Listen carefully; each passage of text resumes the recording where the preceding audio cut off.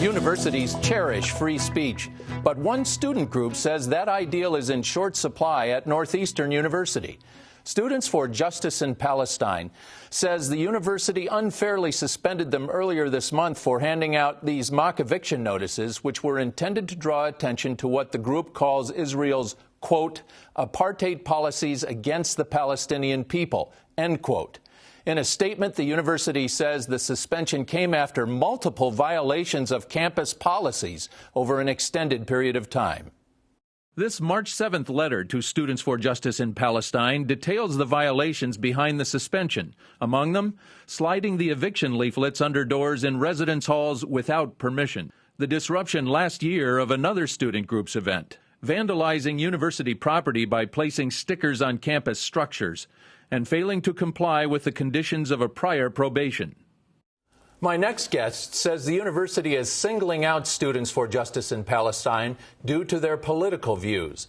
Max Geller is a law student at Northeastern and a leader of the group SJP. Thanks for joining us, Max. It's nice to be here. The university declined an invitation to appear, but in their statement they say this isn't an issue of free speech, it's an issue of civility and respectful discourse. Why do you say this is about speech? I say this is about speech because our group is the only group like its kind to ever be sanctioned. And all we're being sanctioned for are what is traditionally protected speech actions. But the university also says that this is not only about civil discourse, but violation of its policy. It's a policy that is flouted by every student group on campus. I can't tell you how many different flyers I've received that weren't stamped with university permission. Yet the university only chooses to enforce its policy when the political speech is on the subject of Palestine. But, Max, aren't many of those leaflets distributed out in the open in campus or posted on bulletin boards rather than being slipped under a semi-private residence in a dormitory? I think there's lots of different materials that get slipped under doors all the time, and you never ever hear about the police investigating it. Members of my student group were visited by the police at 8 a.m., called on their personal cell phones, subject to interrogation, all for passing out political speech.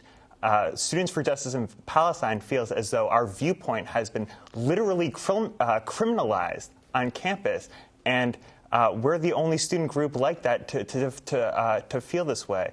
The distribution of flyers of a political nature should not be a police matter, and yet the university, when it's us who is doing the speech, treats it as such.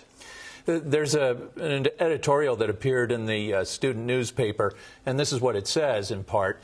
Though this is a critical issue and it is important to have these debates, the tone that these student groups have been taking is far from productive. Would you agree?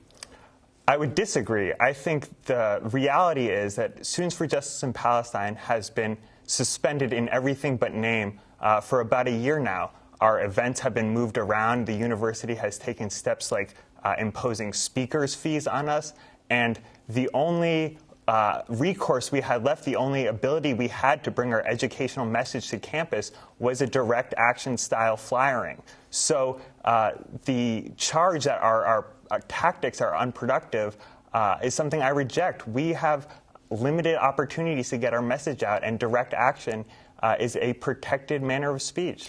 You've suggested the university is bowing to pressure from Jewish donors. What proof do you have of that?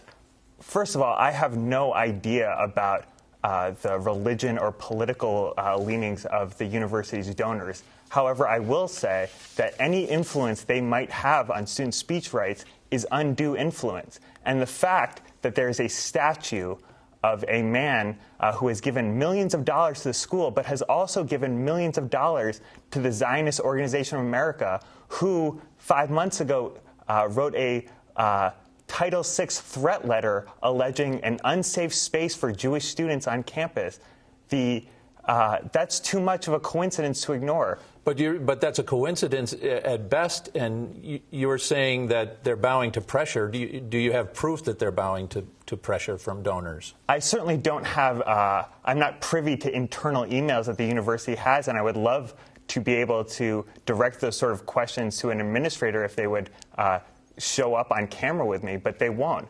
And it's not really my place to say who is doing the censoring or where the censorship is coming from. I'm just being censored. One of your complaints is that you're entitled to a hearing about whether you placed these leaflets under the doors. Are you saying that? Are you disputing that you did that? I'm not saying we're entitled to a hearing or whether we distributed the flyers or not. I'm saying that the process dictates in the handbook that we are entitled to a hearing. We have been given a hearing in the past, and the charges listed in the suspension notice you mentioned include charges that we were found not responsible for in previous hearings, and it doesn't make any sense why we wouldn't get a hearing this time around, but did get hearings for previous rules violations we were accused of.